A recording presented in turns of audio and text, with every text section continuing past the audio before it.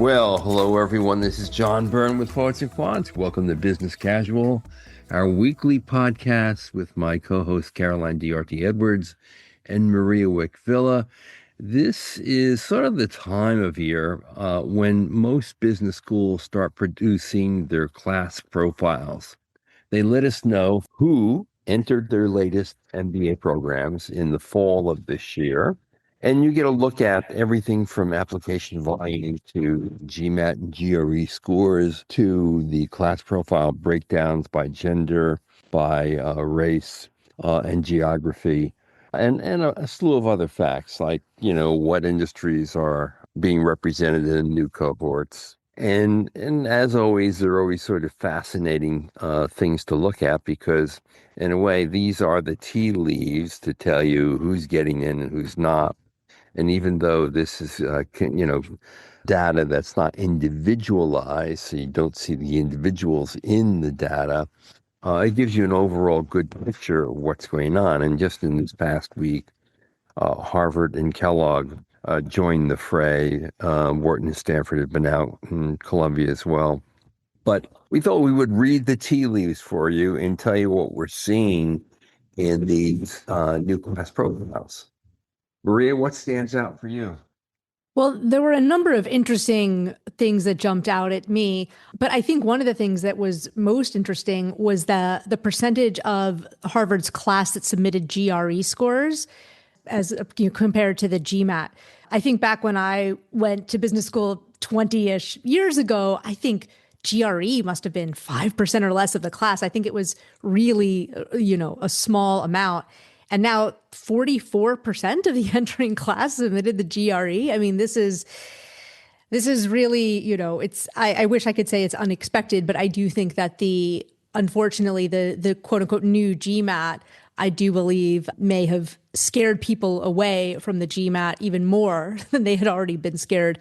And so, unfortunately, it does seem that the GRE is taking, well, fortunately if you're them, but unfortunately for GMAC, it does seem that the GRE is taking more market share.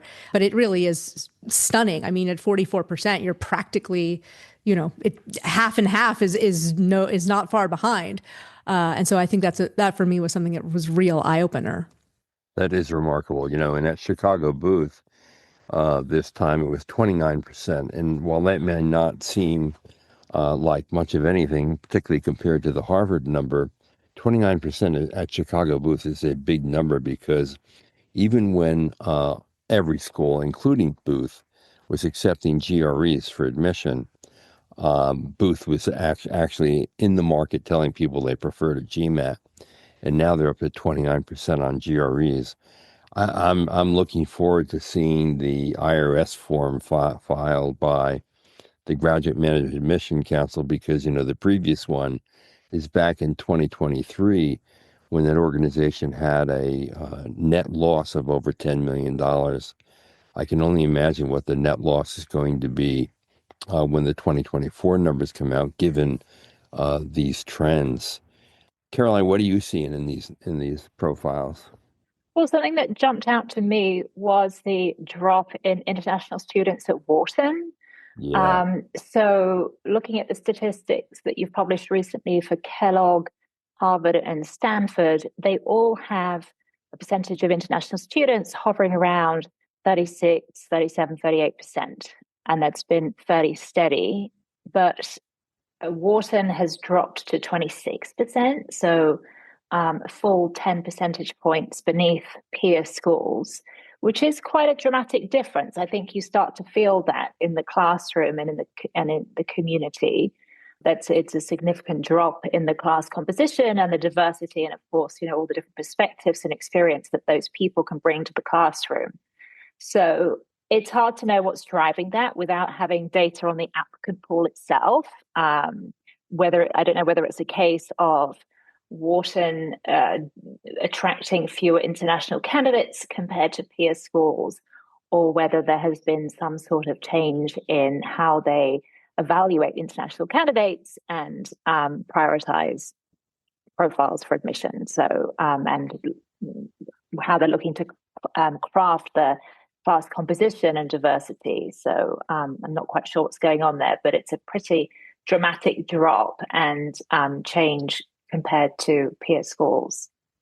Yeah, that's true. And I know that some deans have told me that in interviews for student visas by the Trump administration meant that some students were unable to get their visas in time for the fall start. So they may have passed as a result, unfortunately. But and then just the unwelcoming messages may have convinced some internationals who were in fact admitted to say, maybe this is not the right time to be coming to the U.S. to get my MBA. I think next year we're going to see a much more dramatic fall off in international students because of the H-1B visa tax, because I think some of the messaging from the Trump administration has really been quite bold, even more so, and have an impact. So, but I think that that's sort of an early warning sign on some level for what's to come on internationals. But generally, across the seven, what the numbers do show is that, man, it is still super competitive to get into one of these MBA programs. The admission rates are really tight. The standardized test scores are going up, at least the averages are. There are plenty of people who can't get in and they're turned down, even though they're great quality candidates. And that's just fascinating because, I would think that with the economy more uncertain today than it was for these applicants over a year ago, you're going to see an increase in apps that will make it even more competitive into a full-time MBA program the following year, even though we would expect to see fewer international applicants in the pools. Any other things you saw? I think we also reported that Northwestern Kellogg has withdrawn from the Forte Foundation. You'll recall that we've talked about UVA Darden having done that as well earlier on. The difference with UVA Darden, of course, it's a public institution with at the time, and still is, a conservative Republican governor with a lot of pressure on the school from the Trump administration, with the Department of Justice conducting a couple of investigations at UVA, and a group that had been affiliated with Stephen Miller in the Trump administration singling out even the business school for so-called violations of the ban on DEI. So, I can understand where a public institution, given that circumstance, would maybe walk from Forte and the consortium. But Kellogg is a private school in Illinois, and you would think that they really didn't have to do that. What do you make of that, Maria? Yeah, it really seems like, at least of the schools that are not, that are not only announcing whether or not they're staying in the consortium or Forte or whatever. Kellogg also, in its latest class report, did not report minority percentage, did not report female percentage. So it seems to me that Kellogg is kind of very proactively getting in front of the avoidance of potential future criticism, right? Should things change, should the zeitgeist change, and should they decide later on, they can always retroactively publish those numbers. But it seems to me that they're maybe saying, okay, it's better to play it safe than sorry. Let's just not publish this information right now, just in case it puts us in the crosshairs of some unwelcome political attention. So that's sort of my take on it. So it seems like they're playing safe because they left Forte and the consortium, and they're not publishing sort of some of these details of their class profile. So that to me says, I think that they're just trying to avoid what may be inevitable criticism facing a lot of these higher education institutions.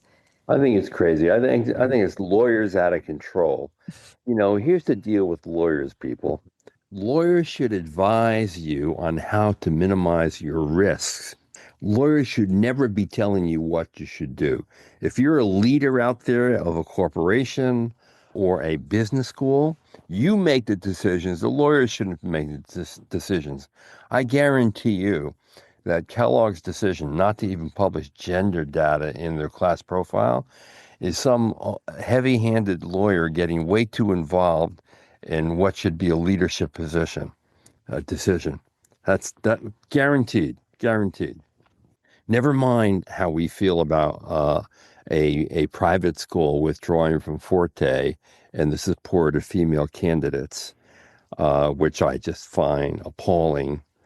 I can at least understand a public institution in a purple or red state, given all the pressures involved today, but I cannot understand a Northwestern Kellogg, a private institution in a state that is run by a very outspoken critic of Trump, doing the same thing. It's just mind-boggling to me, frankly.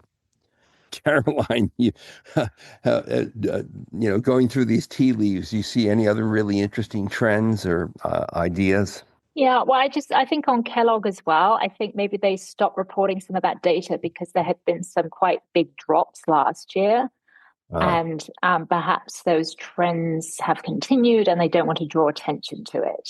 So I suspect they got some bad PR last year from the stats that they published. And so have decided that it's just easier not to have to discuss it. So let's just not publish the data this year. And it doesn't, then people can't sort of use it to throw mud at you.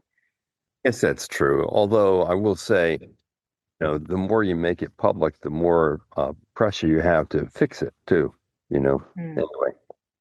Yeah, yeah, but I agree. It's a terrible shame. Forte has done such amazing work over decades, and it's had a huge impact, I think. And we have seen what a big difference those efforts have made over the years to bring up the percentage of women in the classroom.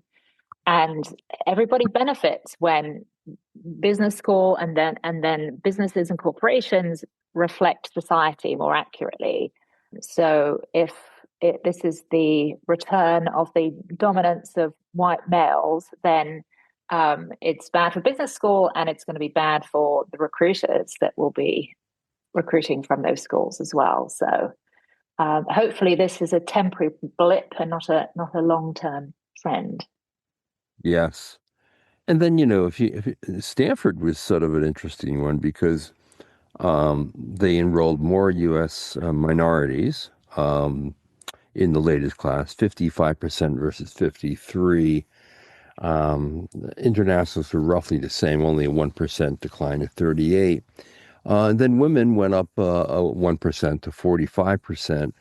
The high watermark at Stanford looks to be 47% back in the class of 2022.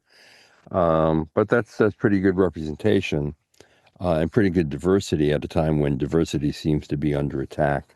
So that's, I think, pretty positive news. And the applications at Stanford, after a significant increase the previous year, pretty much held steady. They got 7,259 applicants for the 434 seats in the class. A year before, they had 7,295, so pretty much the same for 10 fewer seats in the class. It is pretty interesting though how these stats pretty much hold. I mean, there's some slight variation here and there, but pretty much year over year, they show you a picture of, it's really highly competitive and tough to get in these schools, which frankly is why people hire Caroline and they go to Maria's applicant lab platform to get an edge because the competition is so severe. Any other thoughts on these profiles? You know what I wish that the schools did that they don't always do? They don't always give you the admit rate. And I wish that they did because, sure, you can calculate it in some cases, but the truth is you have to wait for other releases of data, generally by U.S. News, where this data is used in rankings to get the actual admit rate. You can kind of, re-engineer it with some of the stats that are in these class profiles, particularly when they give you app volume and you know the historical yield rates for these schools. But the actual admission rates, I think it'd be really helpful to see. Why do you think they don't release that kind of data on a normal basis in the class profile? Well, perhaps they feel that in some cases it doesn't reflect very well on the school. As you've reported, Harvard and Stanford have incredible yield rates, but for some of the other schools, it's going to be considerably lower. Right. And so I guess they don't want to be seen as a sort of second choice to the likes of Harvard and Stanford.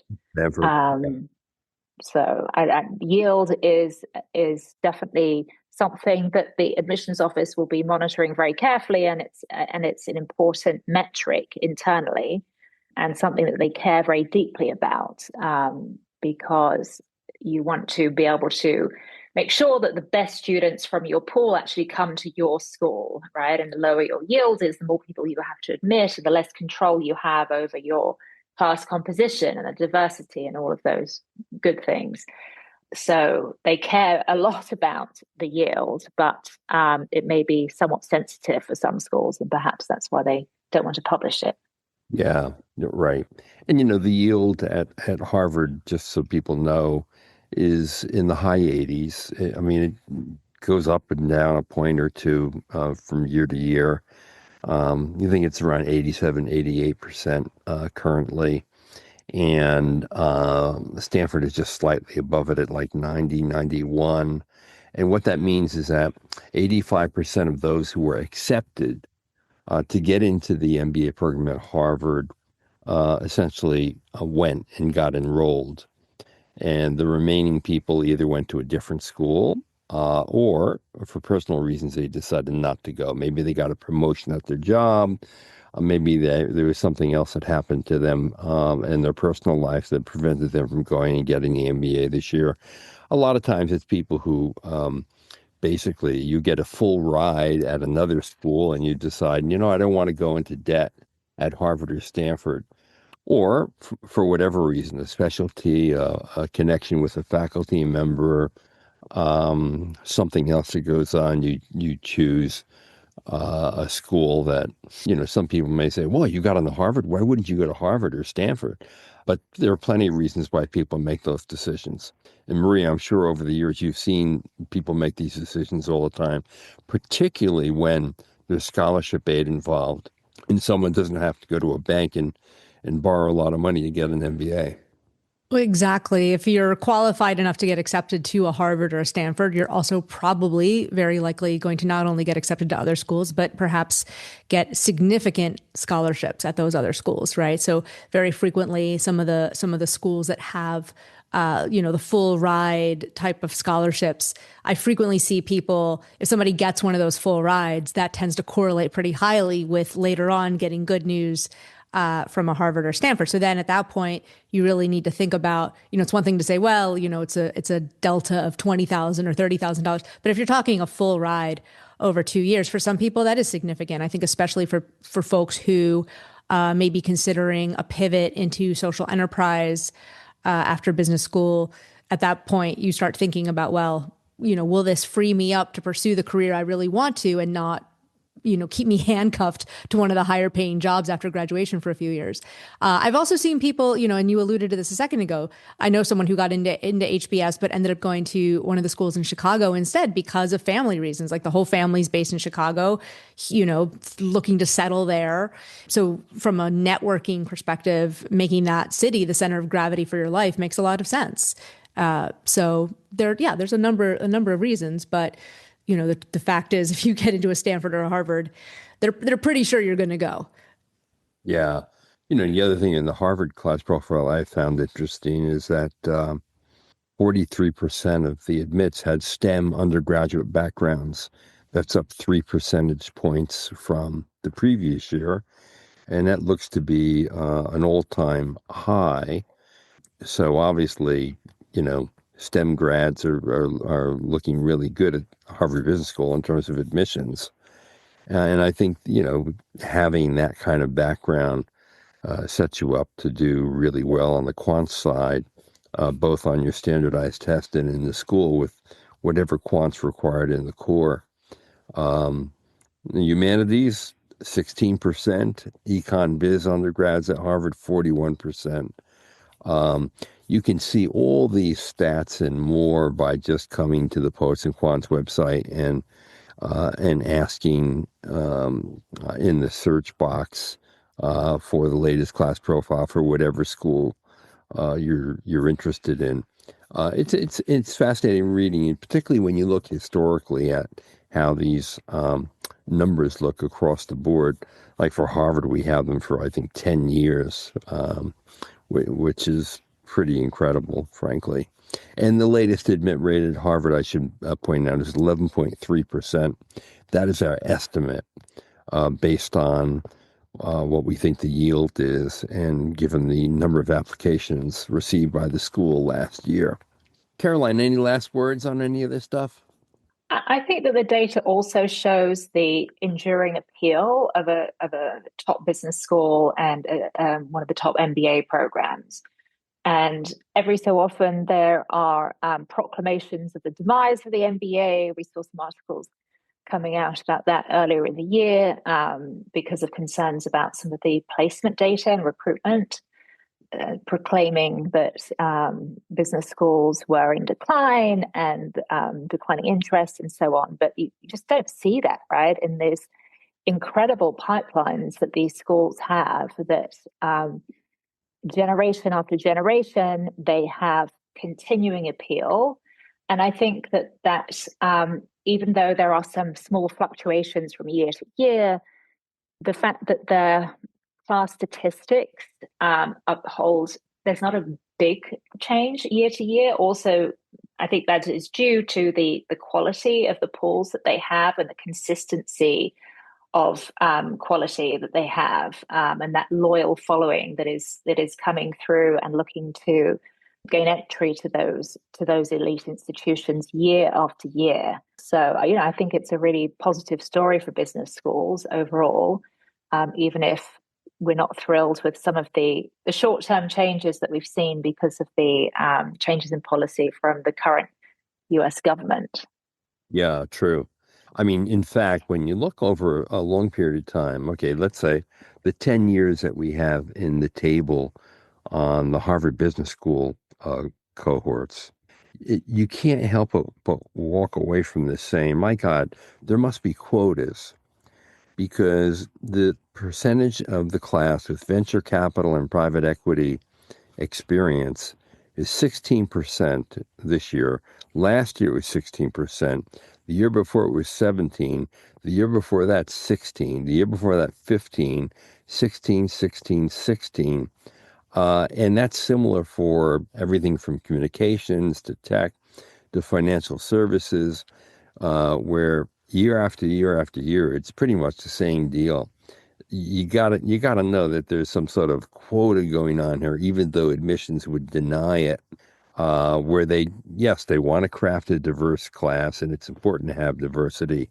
But do these numbers really have to be the same over a 10-year period? Same number of people from pretty much every industry, with the exception of manufacturing. Well, we know what's happened to manufacturing, however, where the high point in the past 10 years is 12%. Now it's 8%. But other than that, boy, these numbers are incredibly consistent in a way that makes me think there are quotas on industry backgrounds. Maria, what do you think of that? Do you think that's true? They won't admit it. Yeah, I don't know that I don't know that there is a strict quota where they might say we need exactly 37 people who worked in this background and 242 from this other background. But I do think that in the interest of shaping a diverse class, I do think that I refer to them as buckets. I do think that there's sort of a general interest in, like, okay, we're going to need some people from the private equity venture capital bucket. Because I think it's not only about, they're thinking about a couple things. They're thinking about the classroom experience, but they're also thinking about the graduate alumni paths. So, if we want more of our graduates to go into venture capital and private equity, it sure does help if we let in a lot of the class from that field, for example. So I don't know that they're necessarily taking it down to the person, but I'm sure that there is an interest in having a diverse group of backgrounds, because if it were only McKinsey consultants in the room, it would be a pretty boring case discussion. Everyone would be approaching it from the exact same angle, using the exact same, 2x2 matrix, the exact same everything. So you need that both in terms of making the classroom discussion interesting, but also in terms of thinking forward about, okay, I'm not just speaking for HBS. I think every business school thinks this. Like, if we want our graduates to go out through all corners of the globe and all different levels of industries, a variety of roles, like, you need to accept people who come from a variety of roles. So whether or not there's an actual fixed number, I'm not sure, but I would guess that there's a rough sense of how many from each bucket we want to take each year. Which is why, by the way, like on the admissions consulting side, like, I say this a lot, like, you're not competing against the rest of the applicant pool. You're competing against the other people in your bucket. Right. So, just because you see somewhere on the range of GMAT scores, like, oh, they let someone in who had a 645, or I don't know, whatever, some sort of low number. Yeah, but were they from your bucket? Or did they over, the other day I was doing a webinar, or someone was asking me, like, what does it mean when someone with a really low score skates in? And I was like, whoa, I'd really watch how I phrase that. Like, you have no idea if that person set up a new division of a company that, I had someone once who had a quote unquote lower score, but they helped swing a division from $6 million loss to $20 million of profit within a 1 or 2 year, they were running this division. And I'm like, if that person, would you call that person skating in? Like, I got a No. little terse with this. I was like, who would you rather have run your company? Someone who took someone from a $6 million loss to a $20 million profit, but has a lower GMAT score, or an engineer with a 99% GMAT score who's never run anything. Like, so that's, that's why these schools take all sorts of different types. But yeah, so that's basically, I'm saying, I think you need that diversity in the So we classroom. definitely need diversity. I'm just surprised. Okay, in financial services at Harvard Business School, the last 4 years of classes, exactly 10%. 10%, Yeah. 10%, But I 10%. think it's that way. I think all the schools tend to have fairly standard, True, fairly stable. true. A government education nonprofit, last 4 years, exactly 6% at Harvard. And where there's aberration, it's usually a 1 point aberration. Mhm. It just suggests to me, yeah, in crafting a diverse class, admissions has determined that only a certain percentage of people in any given field are they really want in the classroom, it seems to me. I mean, you Yeah. know, Caroline, you did these numbers when you were head of admissions at INSEAD.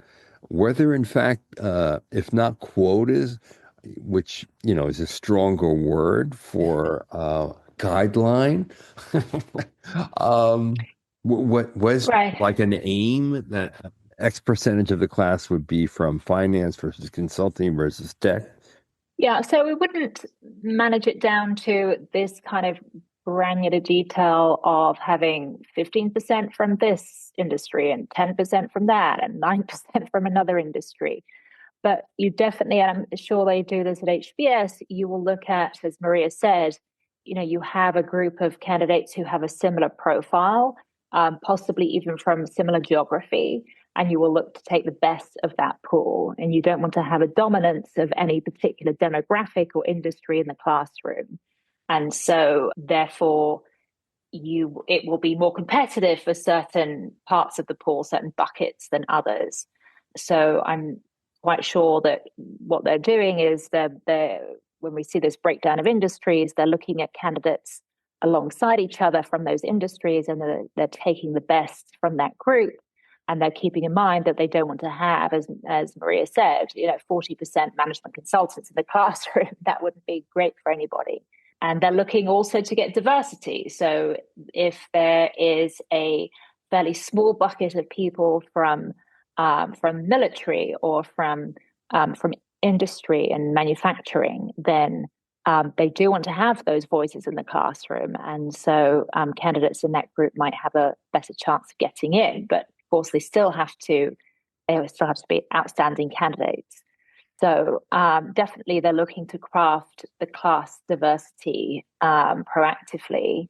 One of the numbers that strikes me in the HBS profile here is percentage coming from high tech and communications. And when you think of the volume of candidates that probably applying from that industry, and especially people working in engineering, working for tech companies, I think that's pretty low. I suspect that they have a higher percentage in the applicant pool coming from that profile, possibly quite a bit higher.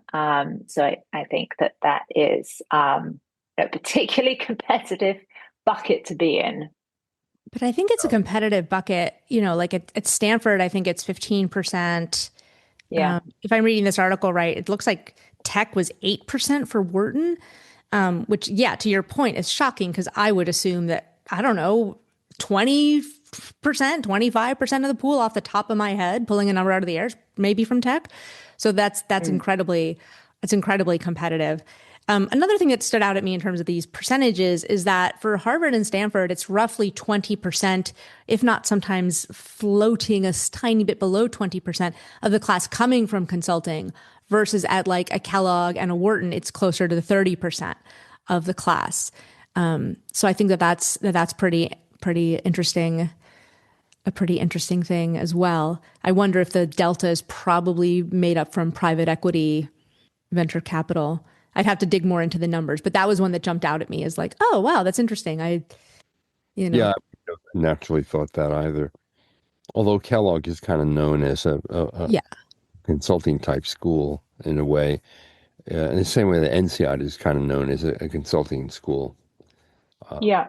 And I think what we see as well with those profiles is that there are a lot of people who work in consulting and then they switch into private equity or venture capital and then they go to Harvard or Stanford. So if you looked at, and that came through very clearly in the analysis that my colleague Heidi did in the Stanford class, there's a huge chunk of the classroom that have worked at a firm like McKinsey, Bain, or BCG, but they didn't necessarily come directly from that firm when they went to business school, and they've often made a switch beforehand. And it's often that switch that has really supercharged their profile and given them more to bring to the table, and that helps them to stand out in the applicant pool at such an incredibly competitive school like Harvard or Stanford. Yep, true enough. Well, there you have it. Check out the profiles. I think we have all the M7 schools up now. And of course, plenty more. And if you are going to be in the next year's pool and are preparing that the round 2 application, check out our last podcast on tips for your interviews and getting ready. And good luck to you. You'll probably be doing a bit of work on this over the Thanksgiving Day holidays, I bet. When things really start picking up for those January deadlines for round 2. This is John Byrne with Poets and Quants. Thanks for listening.